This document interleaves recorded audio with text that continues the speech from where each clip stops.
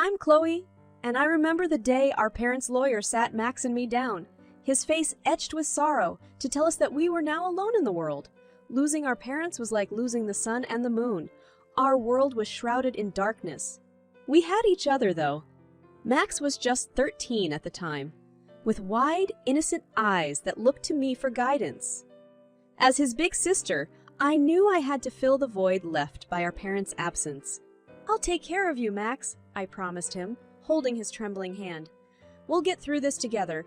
He looked up at me, his eyes filled with fear and uncertainty, and whispered, "Will we be okay, Chloe?" "We'll be more than okay," I reassured him, squeezing his hand. "We'll make Mom and Dad proud." I worked multiple jobs, fighting against exhaustion and despair, all to make sure Max had everything he needed. He was my responsibility, my family, and my best friend. Our evenings were filled with laughter, tears, and endless talks about everything under the sun. Max was an ambitious young boy, passionate about his studies and full of dreams. He often talked about becoming a scientist or an engineer. "Chloe, do you think I can build something that'll change the world?" he'd ask, his eyes sparkling with excitement. "Of course you can, Max," I'd reply, ruffling his hair. "You have the heart and the mind to achieve anything you set out to do." We built a small and content world for ourselves, filled with love and understanding. We celebrated small victories and comforted each other during failures. Despite our loss, we managed to find happiness in each other's company. Our little apartment became a sanctuary, a place filled with memories, laughter, and endless support.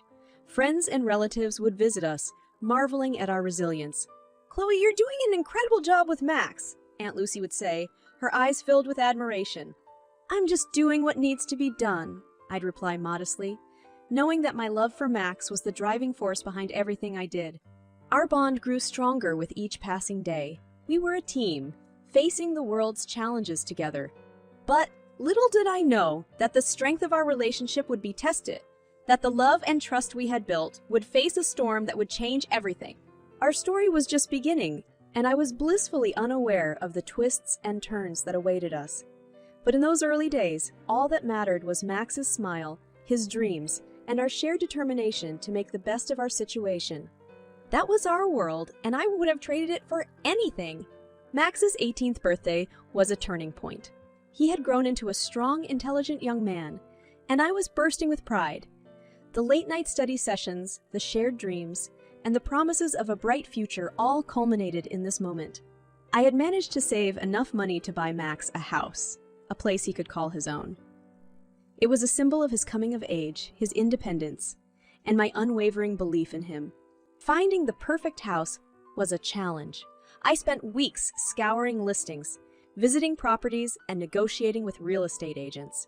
Max had no idea about the surprise I was planning.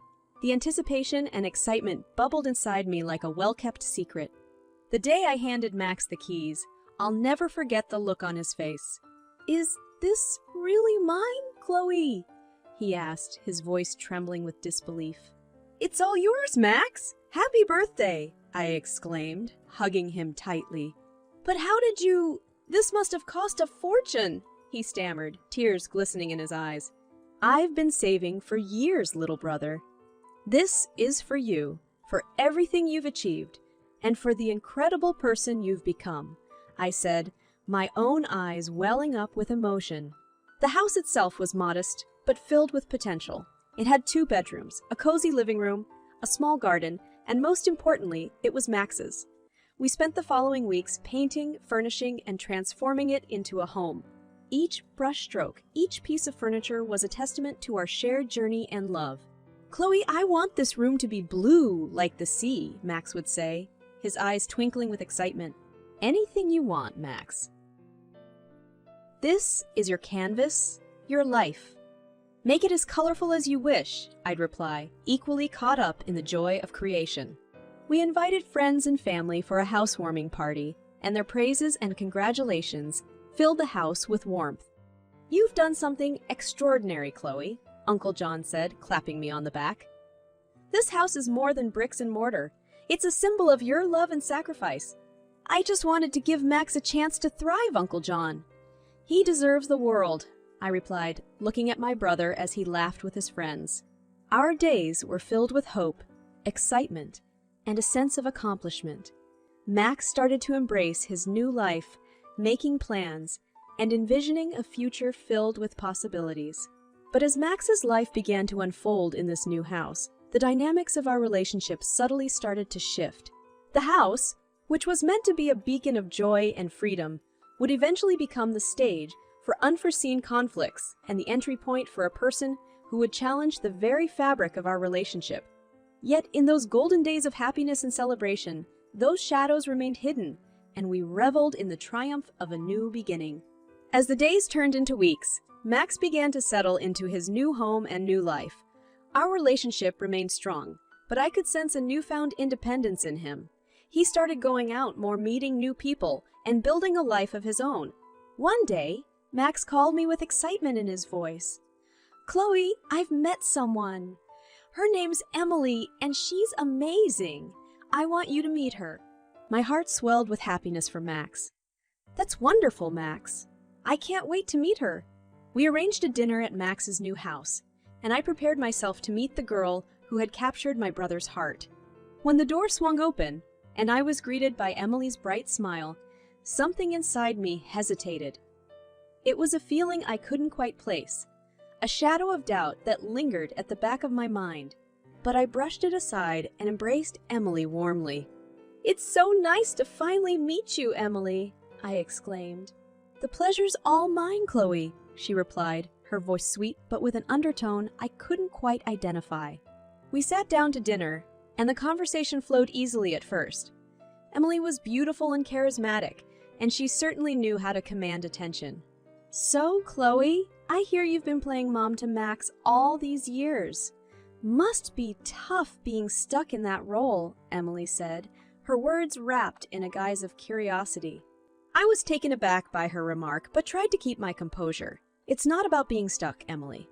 Max and I are family, and we take care of each other." Max seemed oblivious to the tension, laughing and chatting, his eyes fixed on Emily. As the evening wore on, Emily's comments became more pointed and condescending. She would slip in sly digs about my job, my appearance, even my relationship with Max. "Chloe, don't you ever get tired of controlling everything in Max's life?" she asked at one point, her eyes narrowing. "I don't control Max's life, Emily. I support him just like any sister would," I replied, trying to hide the hurt in my voice. "Of course, I didn't mean it like that. I just think Max needs to grow up and make his own decisions," she said, her voice dripping with false concern. I looked at Max, hoping for some support, but he seemed to agree with Emily. "Chloe, Emily's right. I need to live my own life, make my own choices," Max said, his voice gentle but firm. The rest of the evening passed in a blur, the joyful anticipation replaced by a nagging discomfort. I left feeling bewildered and hurt, a rift growing between Max and me. As I drove home, Emily's words echoed in my mind, her thinly veiled insults leaving a bitter taste. I knew, deep down, that things had changed. Max had found someone new, someone who seemed intent on driving a wedge between us. My brother, my best friend, was slipping away, and I was powerless to stop it. The chapter had closed on our perfect world, and a new, uncertain one was beginning. It was a chapter filled with doubt, resentment, and a growing sense of loss. It was the chapter where Emily had entered our lives, and nothing would ever be the same again. Months flew by, and Max's relationship with Emily deepened. They were inseparable, and Emily's influence over Max became more apparent. My once close relationship with my brother started to fray at the edges, the warmth replaced by a cold distance. Then came the announcement. Max and Emily were getting married. "Chloe, Emily and I are getting married. I want you to be there, by my side," Max said, his voice filled with joy and expectation.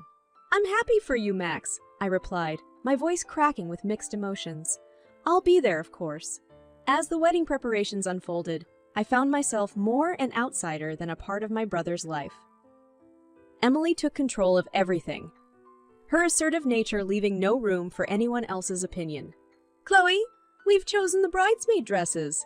You'll look stunning in this," Emily declared one day, holding up a dress that I knew would not suit me. I tried to voice my opinion, but Emily cut me off. "Oh, don't be so fussy, Chloe. It's just a dress. It's just a dress. It's our big day, after all." The wedding day arrived, and the tension was palpable. Guests filled the beautiful garden, the air thick with anticipation and perfume. I stood beside Max, my heart heavy with unspoken words and unacknowledged feelings. "You look beautiful, Chloe," Max whispered, his voice gentle. "Thank you, Max. You look very handsome," I replied, forcing a smile. Emily made her grand entrance, all eyes on her. She looked radiant, confident, and completely in control. As the ceremony proceeded, I couldn't shake the feeling that I was losing my brother forever. The vows were exchanged, the rings were placed, and Max and Emily were pronounced husband and wife. At the reception, Emily's true colors began to show. She teased and taunted me, her words sharp and malicious. "Chloe, I hope you're not too lonely now that Max is mine," she said, a wicked smile playing on her lips. "I just want Max to be happy," I replied, trying to maintain my composure. "Oh, he's happy all right.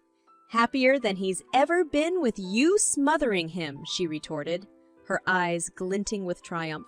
I looked to Max for support, but he was caught in the whirlwind of celebration, oblivious to Emily's behavior. The evening wore on, each moment stretching into an eternity. The dance, the toasts, the laughter, it all seemed hollow and forced. My heart ached with the realization that my relationship with Max had irrevocably changed. As I drove home that night, the memories of the wedding played in my mind like a haunting melody. I knew that Max and Emily's marriage marked a turning point, a shift in the tides of our lives. I was no longer the most important person in Max's life. Emily had taken that place, and with it, she had brought a darkness that would soon overshadow everything we had built together. The chapter of the wedding was over, but the story was far from finished. The seeds of resentment, betrayal, and revenge had been sown, and the storm was yet to come. In the months following the wedding, the bond between Max and me grew more tenuous. Our interactions became strained, filled with unspoken grievances and suppressed emotions. Emily's presence loomed large, a constant barrier between us. One day, I went to visit Max at his house, bearing my customary monthly gift of $4,000. I was met with a hostility I hadn't expected. "Chloe, why do you insist on coming over like this?" "Emily doesn't like it," Max said, his voice tight with frustration. "I'm just trying to help, Max. You know I've always supported you financially," I replied, taken aback by his tone. "Emily thinks it's time for me to be more independent, to stop relying on you," Max said, avoiding my eyes. "Is that what Emily thinks? Or is that what we think?" I shot back, my patience wearing thin. Max's face flushed with anger. "Why do you always have to make everything about you, Chloe? Maybe it's time you let go and let me live my own life." I was stunned by his words, a cold chill settling over me. "I've always supported you, Max. I've been there for you every step of the way. And now you want to push me away." "It's not about pushing you away, Chloe. It's about growing up and making my own decisions," Max said, his voice softening. "But at what cost, Max? At the cost of our relationship?" I asked, tears welling in my eyes. We stood there facing each other, the silence thick with unspoken words and unresolved feelings.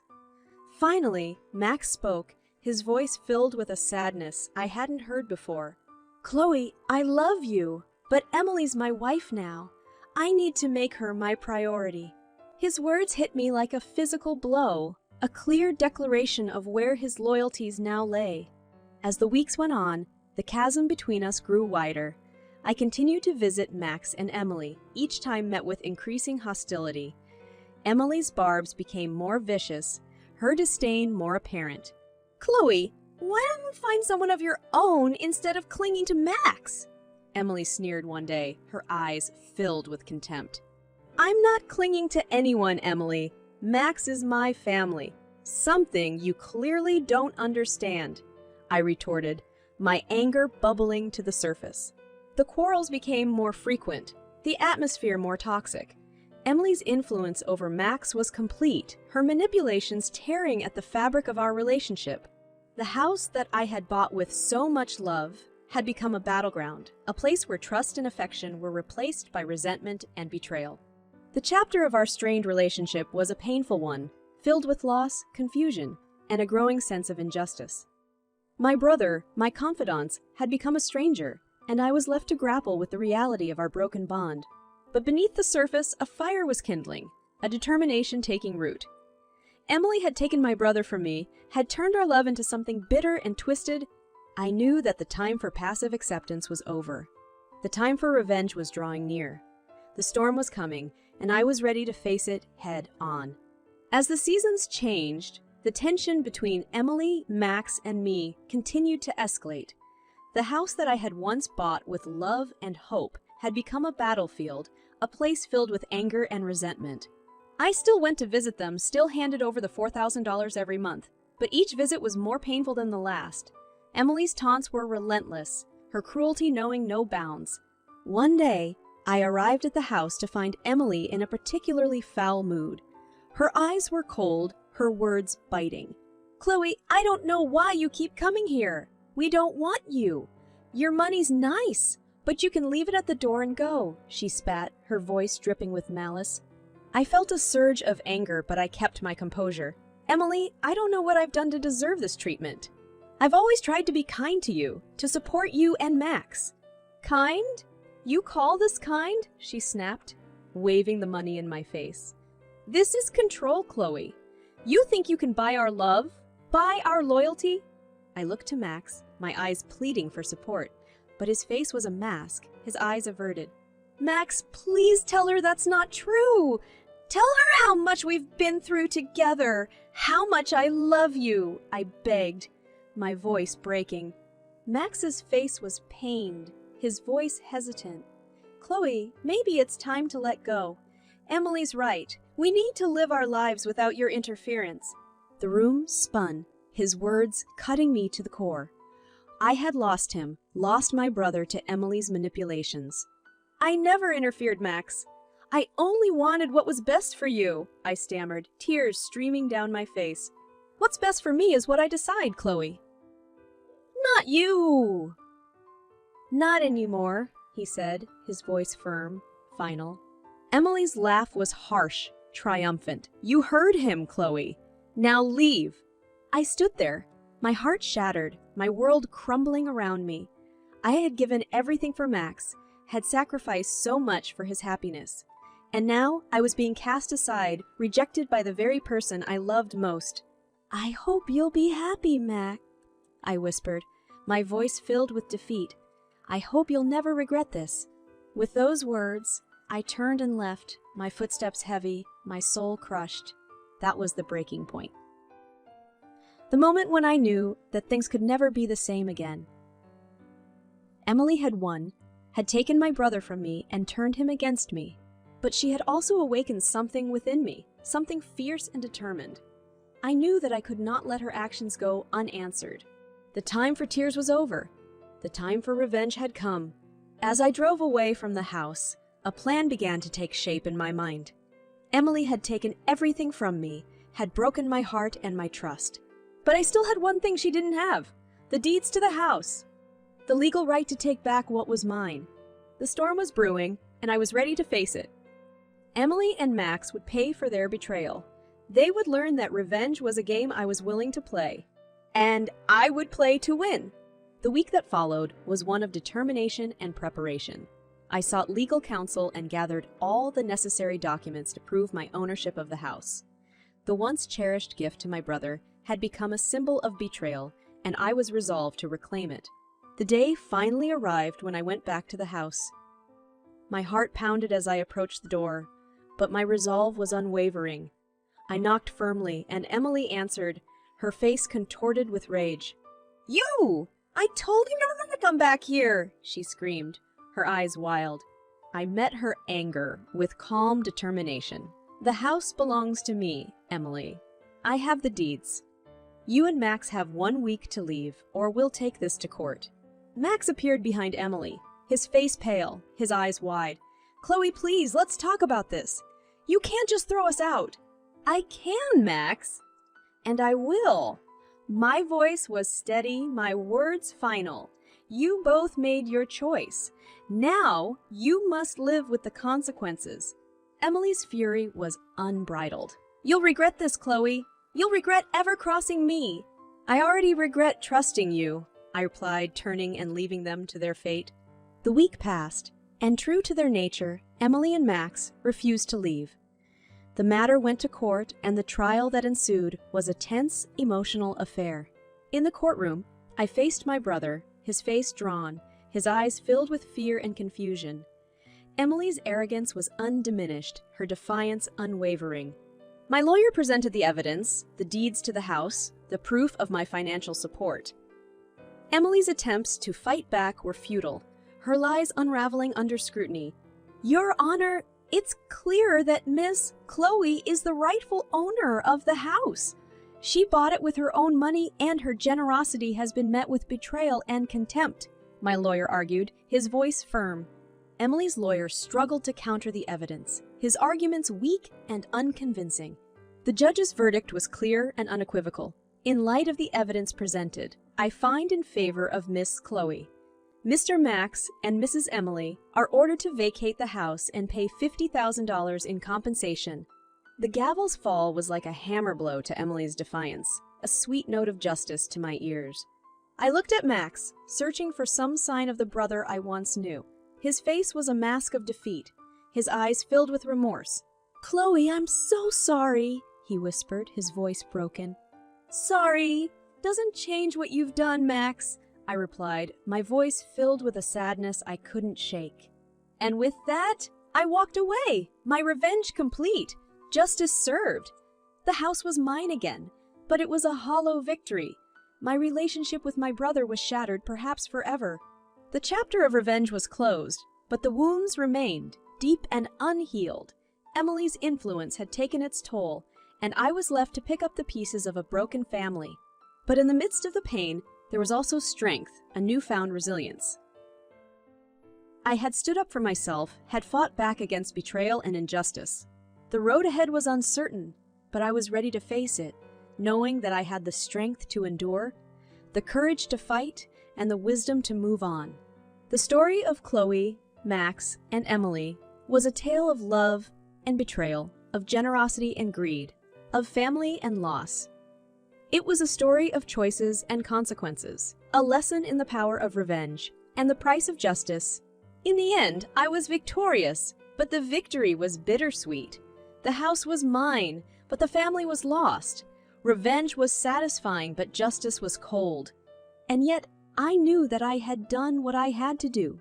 I had taken control of my destiny, had reclaimed what was mine. And in doing so, I had found a strength I never knew I had, a determination to live my life on my own terms. For that, I was grateful. For that, I was strong. For that, I was free.